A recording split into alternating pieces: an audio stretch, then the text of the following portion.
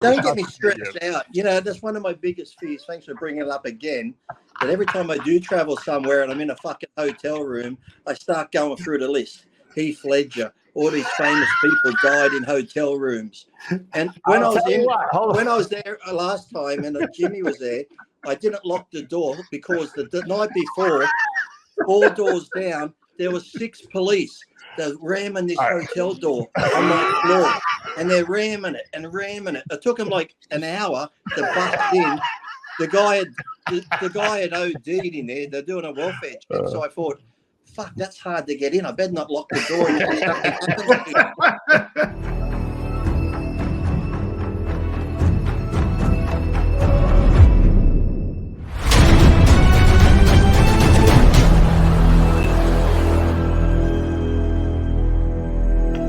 I created Species Nutrition with one mission in mind: to provide bodybuilders and serious athletes with no-nonsense supplements that work. I put my name and reputation on every bottle of Species Nutrition products. If you want to be your absolute best, join the evolution.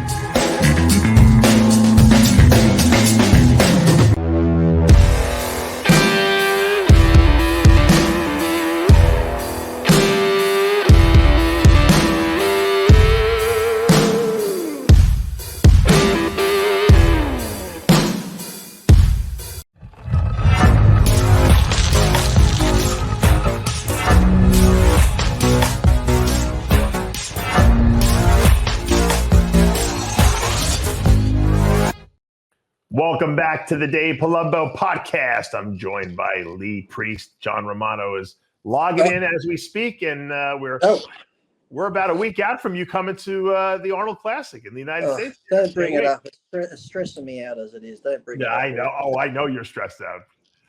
I got the suitcase on the floor over there. I slowly do things. I booked my park car in the parking at Sydney Airport.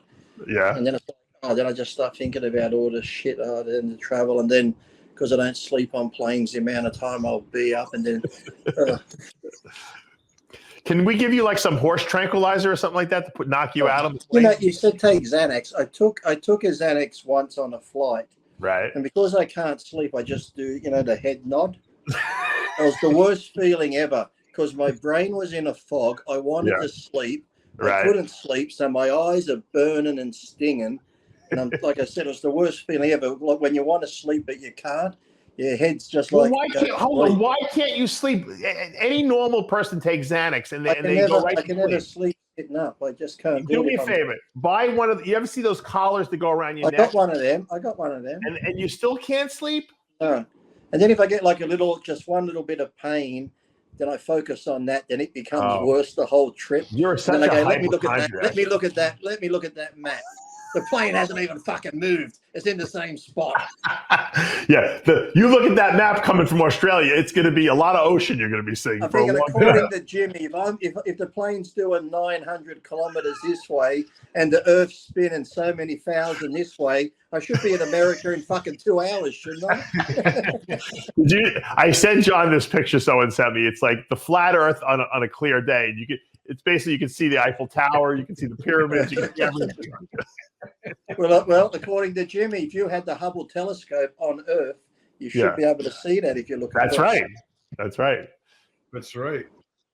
You Yeah. don't even need the Hubble telescope. If you had a regular telescope, you should be able to see it, right? Yeah. It's not that far away. It's only be able to see with a pair of fucking binoculars. That's right. Right. If you were standing on Venice Beach and I went to Newcastle Beach, I should be able to see you waving to me through the telescope. That's right. Yeah, you should. That's right. 100%. Oh, Hawaii could get in the way, though. The fucking Hawaii island. It's those damn ice walls or some shit. Yeah, the ice walls. It's the glare. It's the glare off the ice walls. The reflection. That's right. It's like having a cataract. That's what fucked Shackleton up when he got stuck there. You're not going to the Arnold, right, John? Nope. Oh, okay. I was asked that question earlier today on another podcast. No. You are. You're on a lot of podcasts. The way he says nope with so much glee, like thank God I'm not going. Thank God he doesn't have to go. I know, because it's like I've been 23 of them. I mean, how many have there been? I almost try to get out of it. Like I said, you know what? I waited to the last minute. I didn't book a flight. If it's $1,000, I'm not going. So I go on. I talked about something on my last show, and Spirit was like $87. And I like, I guess I got to go. So I booked it. Yeah, that's the reason they're called Spirit, because you end up being a spirit. Well, Sid looked for Jimmy, and if Jimmy leaves on Friday like he wants and comes back on Monday like you do, it's $200. I'm more than happy to pay for it. Yeah, but if you want to bring your mode now, he's not. But if you want to bring your shoelaces, it's another $200. No, that's on Delta. Oh, really? Not Spirit? Yeah, for Jimmy. Spirit charges you for air. No, they got a great deal. You just have to come back Monday morning, which is when Lee's coming back anyway. So they can, they don't want to miss any cuddling time, on Sunday night. Right. I don't leave the Monday afternoon, so I'll be there. Right. But I'm just saying, you could give him a kiss goodbye, when he leaves from the airport in the morning. We can and stuff go like to that. the gym and have a workout. He can throw some weights around. That's right. I'm like Lee, though. I can't sleep on a plane. You can't? Nope. Even in business class. When I used to go business class with Black Skull, even when I'm laying down flat, if I'm uncomfortable, I just can't sleep. But it is comfortable in business class. So I think it's your brain. The brain is not. It's just thinking too much. That's what I flew nonstop New York to Cairo, and I slept probably 15 minutes. Really?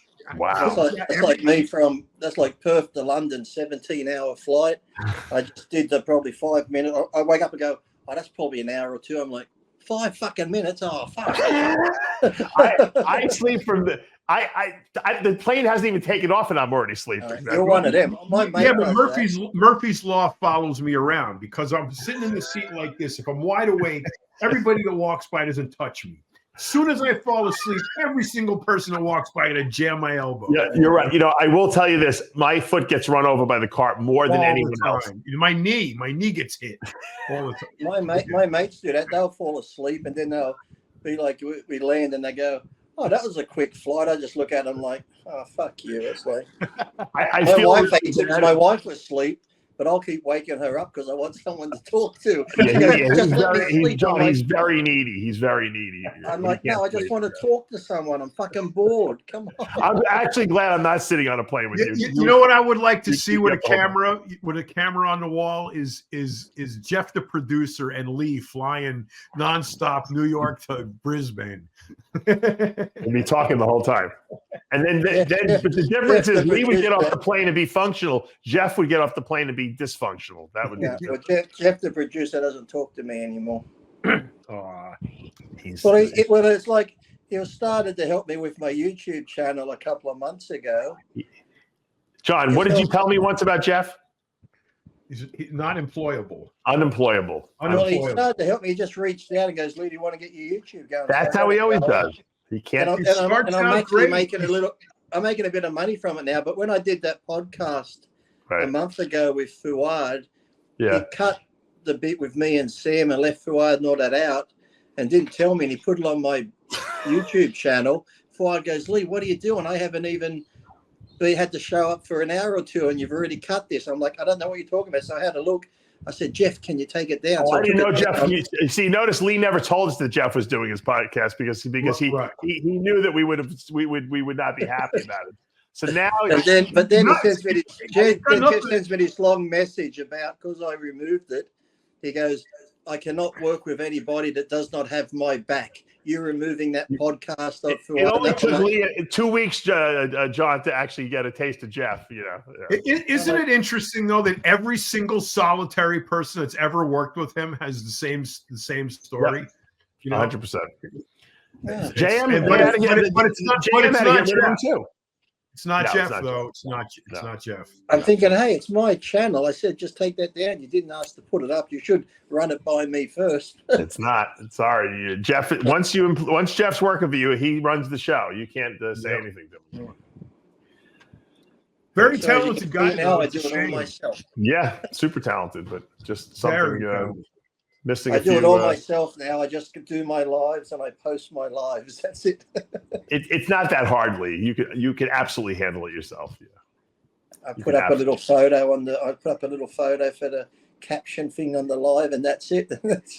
Now I just need to work out. I can see the money. You're very creative. You absolutely can handle it yourself. Believe me. I got that YouTube Studio app too, so I can see the money from the ads I've made already and stuff like that. I just don't know how to get the money from there to my PayPal account, even though I've set it all up. No, you gotta link it to your bank account.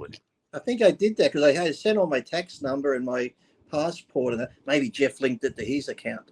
Just accept Bitcoin and get paid in Bitcoin. No, what you do is you just go log into your online banking and see if they're making deposits. It only happens once a month. You'll get it from AdSense. It comes from.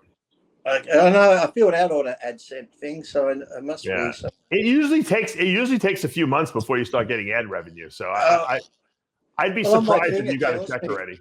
I've got like ad revenue. I'm about $234 tips, and that's around the 300 mark. But it's only been a month. You're getting now, more tips than ad revenue. That's good.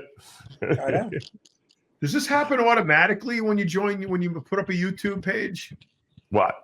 No, you have to do all. It's a lot of like back end work you got to do.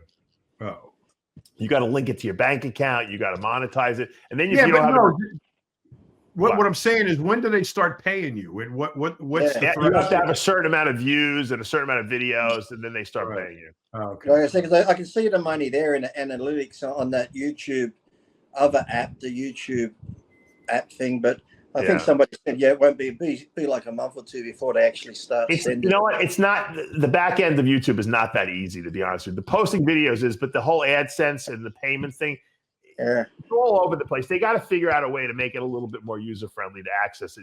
Someone said you can make money too from Instagram somehow similar, but I don't know how. Yeah, it's a little harder. Yeah, we try to sign up for that. Facebook too. So you know who makes a lot of money on Facebook? RxMuscle makes a ton of money on Facebook. Yeah.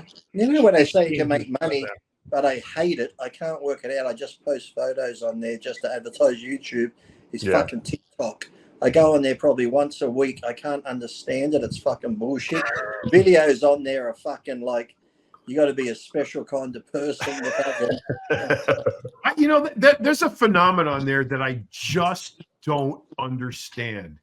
And I am bombarded with this shit. I don't know why. I have never clicked or liked or followed or any of these people, but I'm constantly besieged by shorts of these girls that are like spreading their legs, you know, rubbing, bouncing their booty around, lifting their tits up, doing all this like provocative, you know, almost, and it's like, it's the stupidest shit. I mean, they like bend over and then they straighten up, and then it's like you can sort of see the vag cut, you know, and then it's like, what are you doing? And you actually do this every day. And then I'm like getting them like every day. And I'm like, what? This girl does this every day. That's her job, John. Every day she's getting dressed up in something. She's going somewhere. She's sticking her ass out. She's sticking her tits out. She's making these movies. She's posting them. And this is the contributing members of society that are espoused on TikTok while the Chinese are like pickpocketing your data out of you while you're doing it. You know? I don't get it. I just don't get it. Why? Not only the fact that they do it, but that they get an audience for it. You know, it's like it's worse than go to a strip club. Honestly, I was watching a girl at the airport on TikTok. She was looking at it, so I just looked over and just glancing over as she's scrolling. And every video she watched, it must have been like a theme. There was just people pulling faces, like. Then she goes to the next one. Next one. I'm thinking, how dumb is society are we? It's like, I've said it before, they call these things a smartphone, but I think that was just like a gimmick. Yeah. They're making us dumber and dumber. That was just a clever marketing grab there. Yeah. When you watch what people are watching on there, I'm thinking, is this what society's become? It's like we're actually degressing back to Neanderthals, I think. Speaking of which, do you know which ones the ones I really like are the slap contests? Oh, when they get hit hard, bro. Some of those make my day. Remember when the dude with the oily arms went and did it? Oh, he got the chips. Yeah, he got knocked out. Yeah, he slaps this dude and he like took everything out of him to hit him. Then he's standing there. This guy slapped him. The guy went flying. He was like 6 feet over on the other side in a heap on the floor. You know what? Hysterical. You know what that I find almost like ridiculous about the whole slap fighting thing? They're all worried about football causing permanent concussions, MMA and boxing. Open hand. I mean, how much more concussion can your brain take getting slapped in the side of your head? You remember when we used to walk out of the gym? You're not even blocking it, John. You're not even trying to block it. You're actually saying, "Your head hit me." Do you remember when we used to walk? Do you remember we used to walk out of the gym when I lived there, and we used to walk past the dummy and I used to slap it in the face, and Jeff, the producer, were like, "Whoa." But how dumb do you have to be to let someone smack you in the face like that? I like when you see the women do it. Sport of all time. Yeah, but I can't stop watching it because we like to see people beat the shit out of each other. When they do it, I like when the women do it. They get knocked out, but then I like some of the ones where you see them. You get these two big guys, and you think this big guy is winding up, and he whacks the guy, and the guy doesn't even barely flinch. You'd be thinking, "Oh fuck, here it comes! Here comes my turn." It's like if he doesn't even flinch, and you gave him everything you got. But how dumb is a sport where you don't even try to block at least boxing? you try to block it. If you get hit, all right, you know what? You got me. You got me. But I'm letting you hit me in the face. I mean, how dumb do you have to be? I mean, it's the dumbest sport of all time. Why slap? Why don't we just turn into a fucking stand there and punch in the face? You might as well. You might as well. Yeah. What the fuck, you know? They don't have that yet? I figured sure they have that. How bad can that be to your ear, getting smacked in the side of the head? I mean, imagine punching and you just got to stand there and like you got someone like Tyson and he's going to go first and he's just going to crack you, right? I say these people deserve it. If you're going to let someone smack you in the side of the head, okay, you deserve to get fucking hurt. Well, you got potential for blown eardrum, cauliflower ears, you know, laceration. I mean, there's nothing good. There's nothing good coming to that, you know. Sorry. We should just start doing roundhouse kick to the heads as well as the new sport. If the Chinese have my social security number, it's because of slap box. At least in football, boxing, MMA, you're trying not to get hit. That's the whole thing. You want to just hit them. In this sport, you're actually saying, "Yeah, hit me." Everyone's getting hurt here, right? Uh-huh. Ridiculous. I got a good idea. What about we put people in bulletproof vests and we shoot them closest to the target on the chest? I would like to see that. Right, exactly. Yeah. But there, at least you run the risk there of, an extremity that's not covered by the vest, that's cut off, so you always have the possibility of, an amputation. Someone's a bad shot and they get your fucking bicep or blow your head. Like when I was younger, we used to go bow hunting, and my friend and I, for some reason, we had the big compound bows, and we just fought for fun. It would be fun to start shooting hunting arrows into the air. And then it dawned on me, fuck, where did it go? Wait a minute, that's got to come down. So I said to him, stop doing this shit. I said, this is dumb. And he wouldn't stop. So I went and sat in, we had a Land Cruiser 4-wheel drive. And as I'm sitting in it, all of a sudden, boom, the fucking arrow comes through the roof of the car about that far from my head. Oh, no shit. Like, fucking dickhead. I said, stop shooting them into the air. Yeah, so... I don't think there's few things as scary looking as a hunting arrow. They are the lethal looking, nasty things on earth, man. Mm-hmm.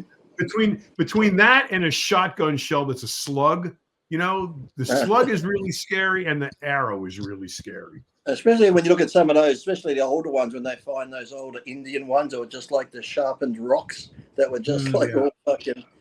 Then they'll dip them in some sort of feces and that to give you infections and poison. No wonder we handed them out blankets. I noticed that I was just looking. The Arnold Classic, remember they had slap fighting for a year or so. They got rid of it. Did? Yeah, well, because it's ridiculous. It's insane. I mean, I didn't know they had it. They used to have it. I don't see it. I don't see it on the schedule. I'm glad they got rid of it because you know what? It might be the last event of the strongman. Now, I would like to see the strongman fight. That should be the last event. Like they should have like an all-out melee with weapons and shit like that. Like in the Coliseum in Rome. Right. Whoever wins that event. A few of them will be. The key is to kill your opponent as quickly as possible. Lee. Right. Otherwise, you're going to expire from. Yeah, you're going to have a heart attack otherwise. It used to be like when you go watch the demolition derbies and the figure eights. The experts would always go in reversing the cars. That's right. Some people are like, I'm going to ram into a car. It's like, well, now you just fucked up the engine and the radiator. You're sitting in, you're just dead fish in water now. That's right. Demolition Derby. Yeah. You remember when Fonzie had Demolition Derby? Remember when he drove in Demolition? Remember that episode of Happy Days? There was actually a racetrack my father used to take me to when I was a kid out on Long Island where they used to do demolition. Oh, did they really? Oh, that was cool. Yeah. And Lee's right; they all do it in reverse. They back up into everybody because the back of the car can take more of a beating, right? Well, because there's nothing there that's important. It's the radiator, the motor, the steering are all up front. Or you'd have the figure eights too. Eights. And everyone would boo. It's funny. Yeah, because if two cars they almost hit. And one of them hit the brakes. Everyone's like, boo, boo. It's like they want you to. That same place he took me had a figure eight and demolition derby the same night, the same tracks. They had figure eight first. Whoever survived that got to do the demolition derby. Some got on it really good because they'd see a car coming and they'd actually go from other cars. If anyone hit the brakes, the crowd would be booing at them like, you fucking chicken shit. I don't know if you remember the episode of Happy Days, I just looked it up, that had the demolition derby was when Fonzie was in love with Pinky Tuscadero. You remember that? Yeah, Pinky Tuscadero. No one knows what we're talking about, John, except the old timers. What about when didn't the Fonz jump a shark in one of the episodes?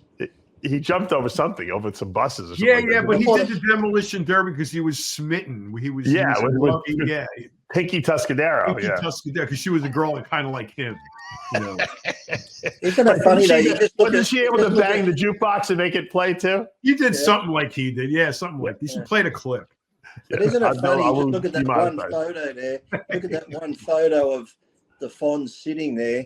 And you can almost remember every episode of they're all walking into Arnold's and Arnold's. It was Arnold's, wasn't it? Was that the burger place? Arnold's diner there. Yeah, absolutely.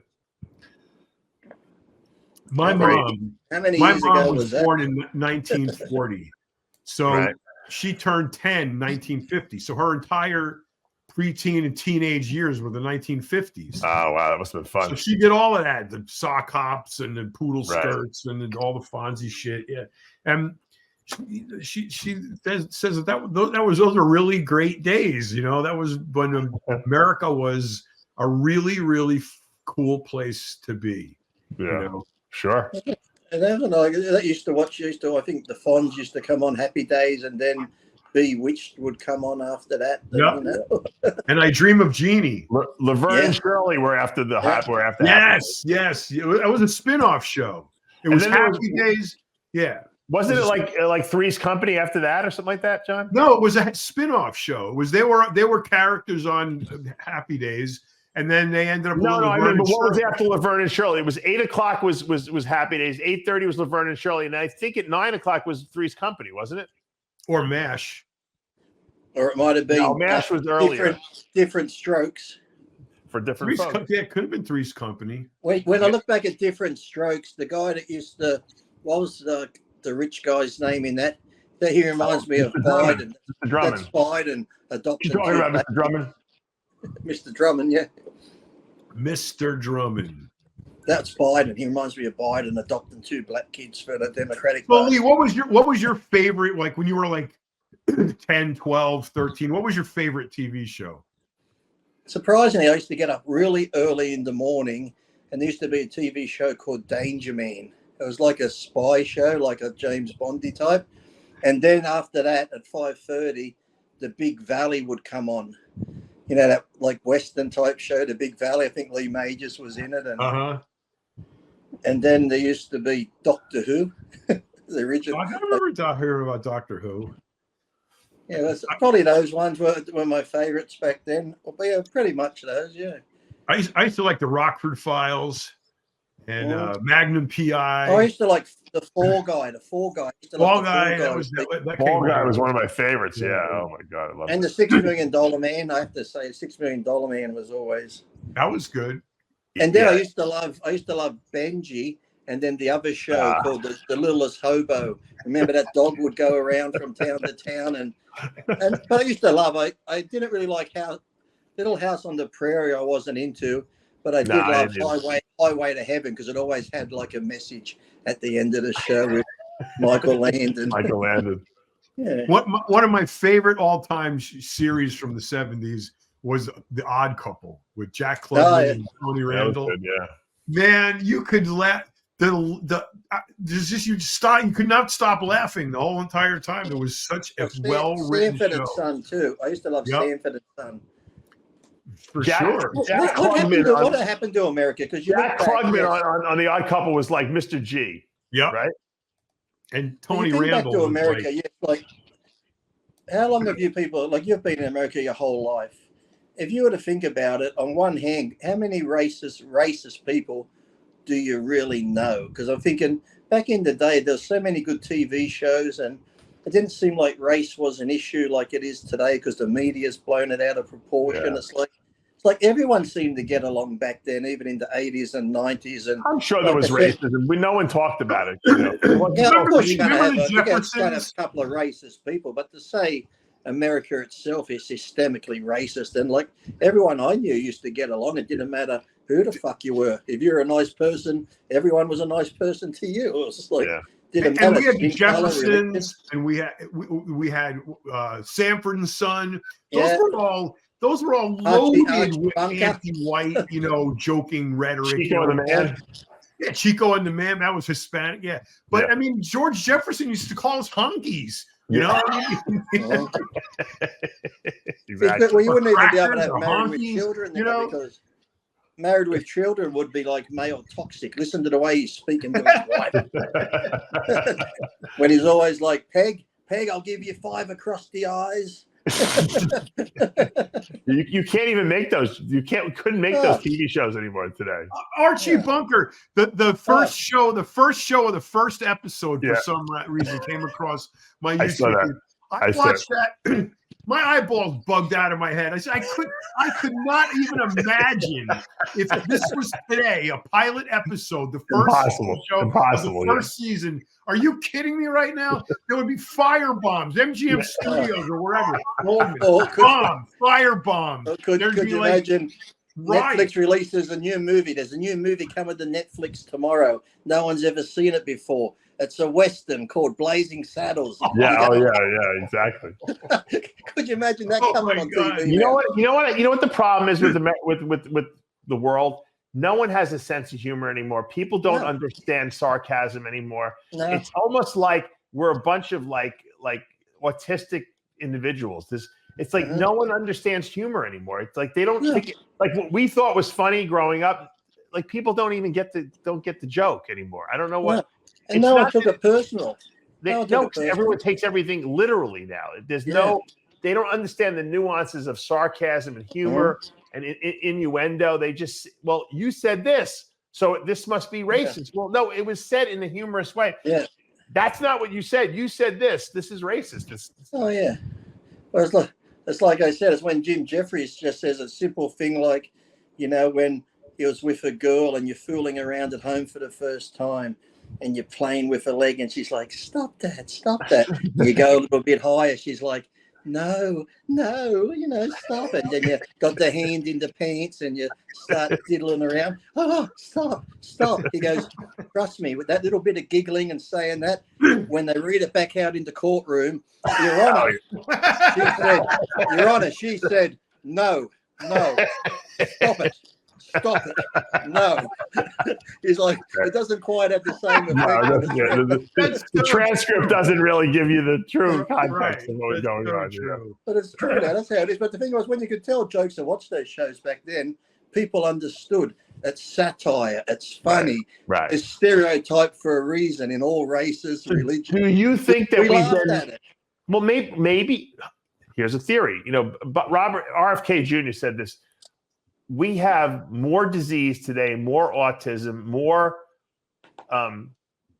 people committing suicide, more depression, more suicide than ever. He's like, what changed? Why aren't we studying what happened and when this all? Because he said you could trace it back to about 1989, 1990. That's when all this started going to shit. What happened during that time period? Why aren't we as a country studying what is going on here? Why is everyone sicker? Why do people not think clearly and all this? It's like something happened, TikTok. Two things that I know of. Right. One is the identification of these maladies was relatively new, probably right around in the 90s. Prior to the 90s, you didn't hear about bipolarism, Epstein's Barr disease, fibromyalgia, and these are didn't exist. They didn't exist because there's no organic beginning to them. It's like back pain. My back hurts. Well, the X-ray doesn't show. You're wrong. They didn't exist. People had them, but they weren't. It wasn't one. That's what I'm saying. You're talking. Yeah. They weren't classified. So women are going to complain about chronic fatigue. I'm tired. They're tired. So they're getting this pill. They're getting that pill. But they don't know what to call it. So let's name it something: Epstein's Barr or fibromyalgia. The pain is real, but there's no organic source.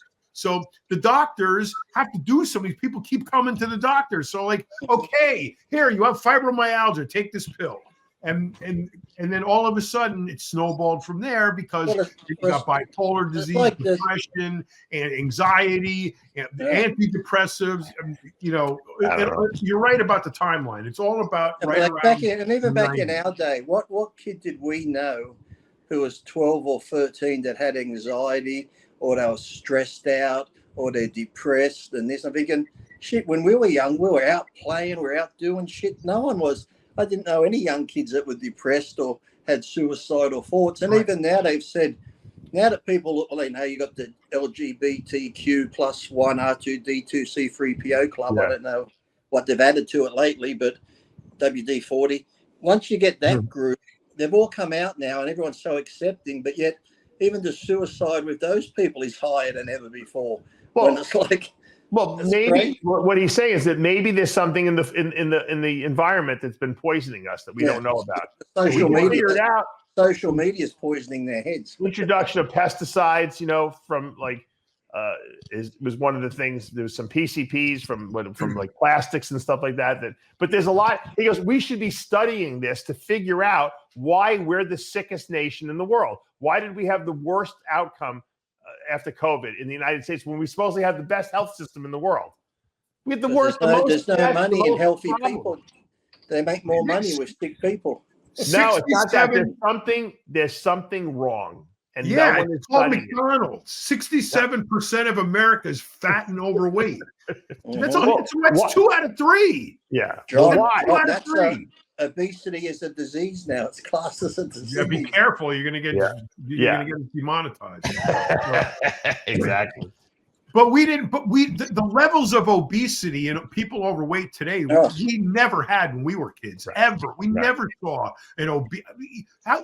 It was so rare it would stick out in your mind if you saw them, right? Now it's everywhere. But think about it. Even the farms now with all the preservatives they're putting on foods and putting all the foods in fridges for so long, nothing's really fresh anymore. And what about all the xenoestrogens in all the food? Didn't they do that study not long ago, and they said young American males now in their 20s have got testosterone levels of people in their 60s. Right. Yep. Right. Yep.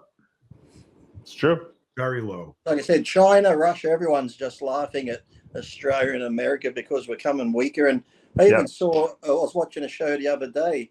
It's like in America, you sell up the farmland too. Like here in Australia, we sell farmland to the Chinese, but yet all we do is put shit on the Chinese.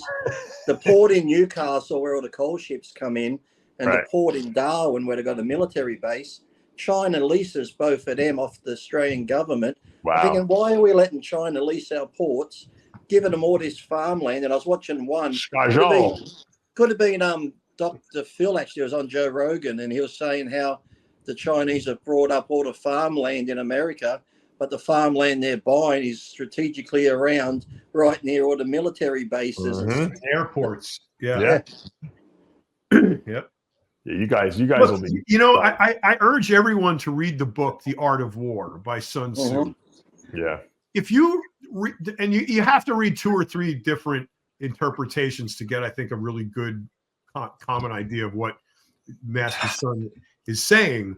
But if you read that book, you will, and compare it to what the Chinese are doing, you know, with TikTok and with the additives and the spy balloons and the look what's on my table over there.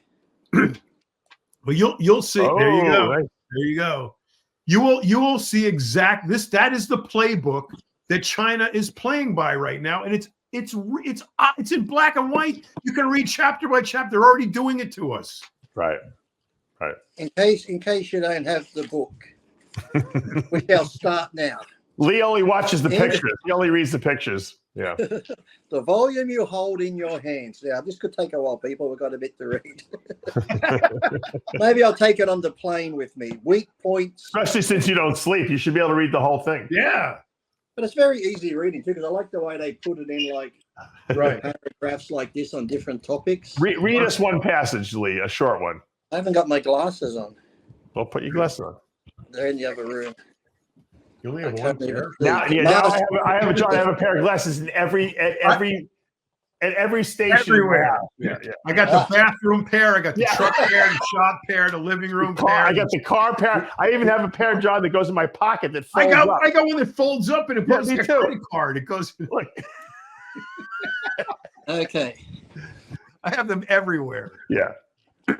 The master said, "He who is not in any particular office has nothing to do with plans for the administration of its duties."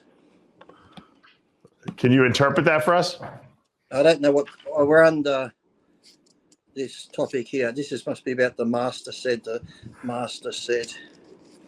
The master said.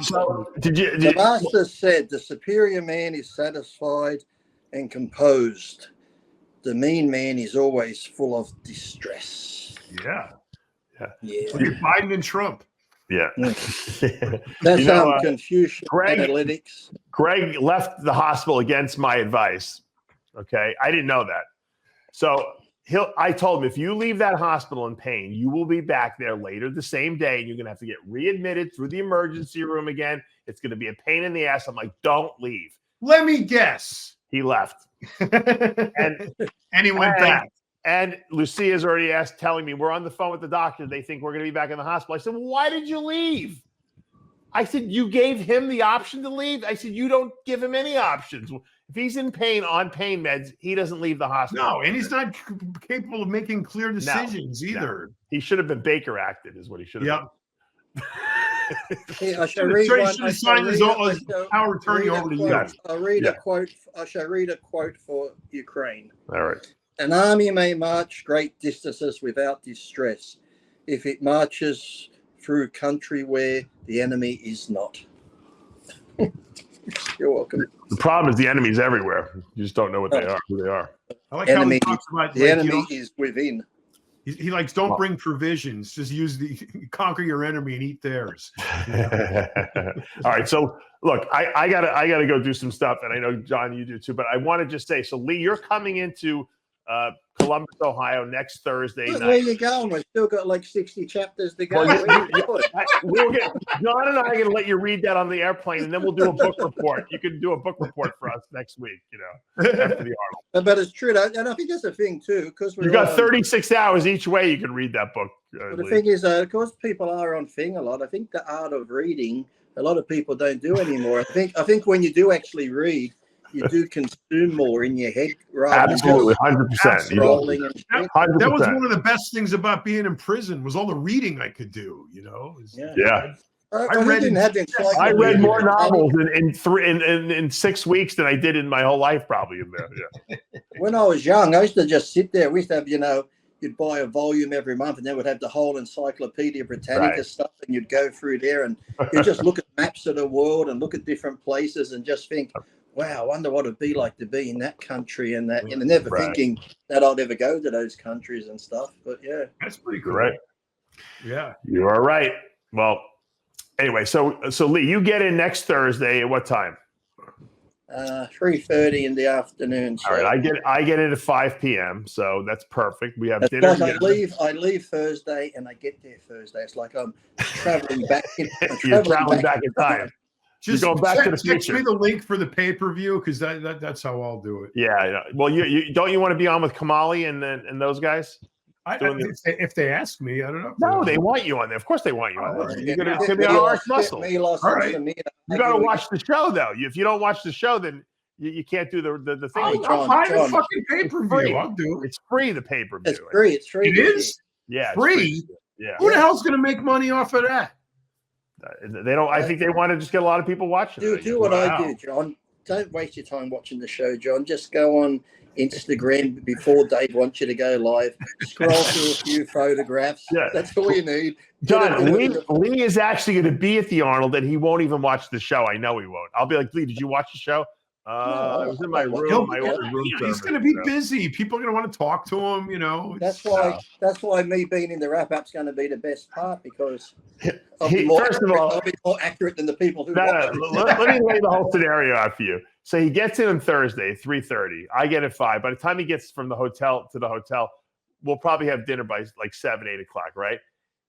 He will. Where you staying at?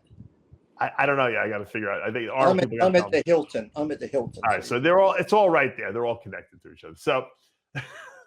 So what's going to happen, John, is by 9 o'clock he'll be so tired because he will not have slept for like 48 hours at this point that he'll fall asleep in his hotel room, and the next day people will be calling me, "Where's Lee? He didn't show up at the booth." And we'll have to get the management to open up the door because he won't take it every. I'll probably have an anxiety. I'll have an anxiety. He would have taken every sleep aid that he could get his hands on, John. Once he gets to that Arnold. No, it's all going to load up, and then because he's anxiety, and then when he finally gets to the hotel, they're all going to hit at the same time. Oh, yeah. And he'll sleep the whole weekend. He'll sleep. Yeah. What was that movie where he took the Quaaludes and like 20 years old, and he drove the Lambo and didn't understand how he got home, and then it found out it was totaled. Remember? Yeah. Oh yeah. You guys like I got home and I didn't even crash it. And then the Wolf of Wall Street. Yeah. The Quaaludes were like 20 years old, so they had like a delayed effect. That Lamborghini, the smashed up Lamborghini. I think he just sold at auction for $1.something million. Someone really? Wow. Mm-hmm. Holy shit. The one from the movie, yeah. Someone brought it. Oh, the one from the movie. Oh, okay. Right. Yeah, the one that they used. Not the original one. Yeah, no, the one from the movie. You know, I was trying to think of what. Remember, I was talking to my friend about. Remember Cannonball Run? Yeah. Yeah. You remember Adrienne Barbeau was in the car with that other hot girl? Yeah. You remember what the car it was? It was a Lamborghini. I looked it up. I know what it is. I know what it is too. Because Countach. No, was it a Countach? Was the one after it? No, it was a Countach. It was a Countach. Okay. Well, in the 70s, John. When we were all young, didn't we all have a Countach poster on our wall? Everybody had. You know, they reintroduced the Countach. It's like $2.7 million. Oh, really? Yeah. Oh, that's cool. It's gorgeous, though. Yeah, it's nice. I saw one, the new one. Yeah, it looks. What about that new Ford? Have you seen the new Ford? I think you posted the picture, didn't you? And I said, here in Australia, it's going to be. What I said, the new Corvette here, the cheapest new Corvette you can get here is like $280. So. Oh my God. Well, the ZR1 Corvette's going to come out next year, and it's going to blow everything. Well, when I get back on the March 14th, I got the side pipes on the Camaro now, and it sounds really good. But now cool. I found a good older guy, one guy that was on nothing but carburetors, so he's going to tune it for me on the 14th when I get back. I still love Smokey and the Bandit. They were good shows, weren't they? Yeah, those were good. But Sally Field didn't quite have the front end that Adrienne Barbeau. Adrienne Barbeau. The Flying Nun was a great TV show. The Flying Nun. Yeah.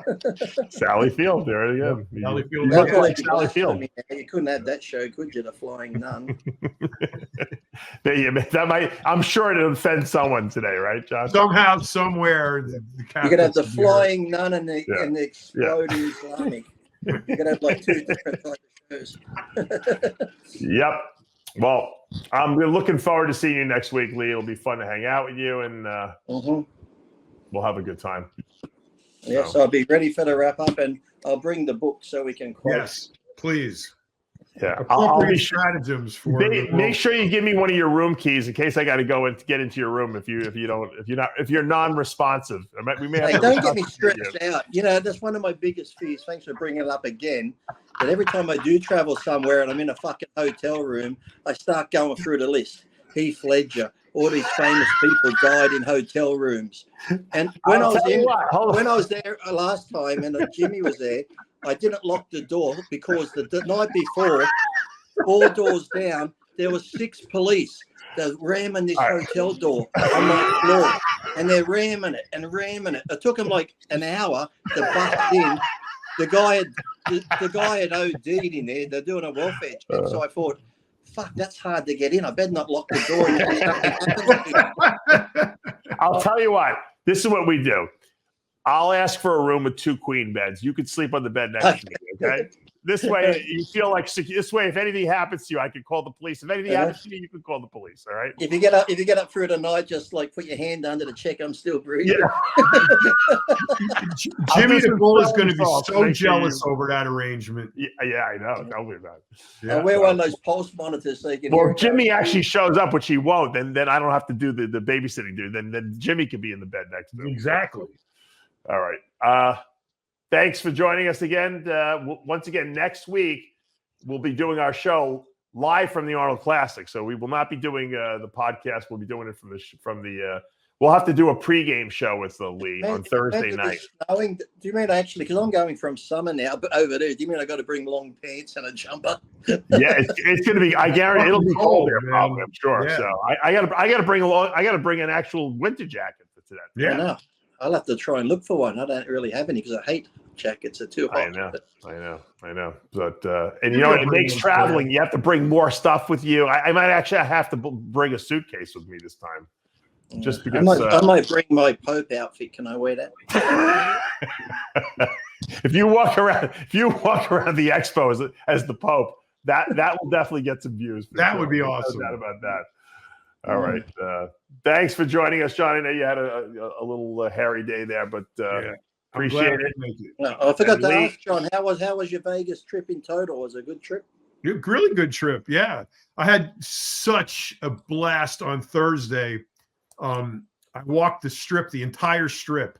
My pedometer said I got 19,000 steps. Wow. That's a long strip, yeah. 7.1 miles. Yeah, I walked from Mandalay Bay to almost the stratosphere and back. Wow. And that? I got to tell you, shit. It was a fucking zoo, man. It was insane. First of all, the sidewalks were packed the entire way. It was like the lines at Disney World. And every slice of the grossest piece of humanity was represented there. Why do you think there were so many people there, John? It's not like a holiday or anything like that. It was a Friday. It was a Friday afternoon, Friday during the day, and it was just everybody was there. All tourists from everywhere, but it was the ugliest people. Maybe from the Super Bowl they were still there. I don't know. But you walked the strip there, the smell of marijuana and pot in the air. Well, I got high before I left. But you have Indian tribal, Chinese ancient tribal dancers with the drums. You got showgirls in their uniforms taking their butts out. You got the male strippers are hustling the ladies for pictures. You got Lambos and Ferraris zooming up and down Las Vegas Boulevard. Guys on crotch rockets pulling wheelies. Not a cop in sight. Everybody's smoking weed. Everybody's drinking. It sounds like Venice now, John. It was like the devil. It was like the devil dumped out his shaker cup. It was like just debauchery everywhere. Did you get to go see that dome at nighttime? Yes. We went to the Sphere. That was the most incredible thing I've ever seen. Really? Unreal. Just incredible. You're sitting in a very steep, bleachers, And you see that the thing is a dome, but the screen is only a rectangle. And you're sitting there thinking, what the fuck? I paid all the $200 to sit in here and see a fucking regular screen. Then the thing starts, and that's right when your griping is getting to the top. The whole thing opens up, and it's the entire inside of the dome. It's like you're inside the picture, and they're blowing air at you. And smelling. Chairs are shaking with the bass. It was fucking incredible. That's great. I definitely want to check that out when I'm there next year. Imagine watching porn in there. Imagine watching porn. Oh my God! You'd be wiping your face off, Lee. All right, I'm late for my appointment. I love you guys. I'll see you guys next week. All right. Lee, we'll talk before you leave. I'm sure I'll do a little therapy session with you. Maybe we'll get some therapy with you before you get on the plane. Maybe she can hypnotize you into falling asleep or something. Buy him a bottle of gummies. Get him some pot gummies. Maybe I can get a lift back with Taylor Swift on a private. For now, if you want to blow next week for another installment of the Dave Palumbo Podcast. Take care.